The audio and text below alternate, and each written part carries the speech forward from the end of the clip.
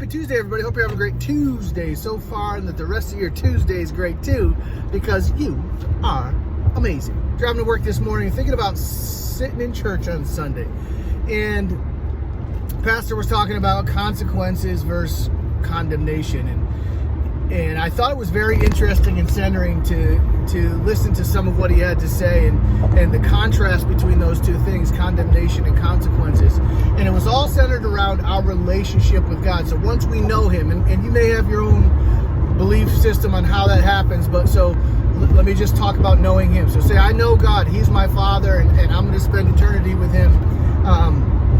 That's my belief system. And talking about the fact that condemnation that we have, as God removes that from us, and there's not anything that we can do to make God condemn us, and I thought that was great, but there certainly are consequences. So for example, if I continue to lie to people, well, that's not going to make God not love me anymore. But it sure will make people distrust what I say. If I continue to steal, well, God's not going to disown me, but I certainly will get arrested. That's the consequence, and I will go to jail. I'm not going to be condemned for that, but I certainly will be arrested and sent to jail.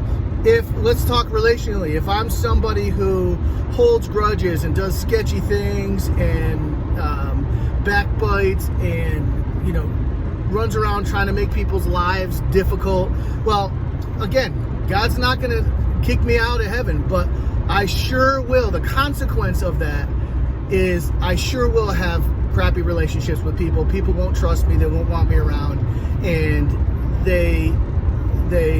my relationships will be damaged as a consequence of my behavior. Condemnation is removed, but consequences are not removed.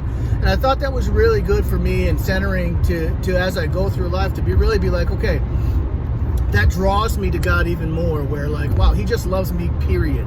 But there are some certain specific consequences that are just in play in the universe that, if you put your hand on the stove, you will get burned. That's the consequence. If I do it over and over again and I continue to get burned, that's the consequence. It doesn't mean God doesn't love me. It just makes me dumb for freaking put my hand on the stove, and it's going to burn me, because that's a consequence that's in play in our universe. But so as you go throughout your day, and if you're someone who knows God and you're part of his family, realize that condemnation has been removed, but we can be specific and pointed about the things that we do to shape the consequences that we have in our lives. And some consequences are good, and some consequences are not so good based on our actions and the way that we do. So I hope that helps you. I hope that encourages you. Get out there today, folks. Gain yards and all you do. Please take care of your mindset, because it matters. I love you. Peace.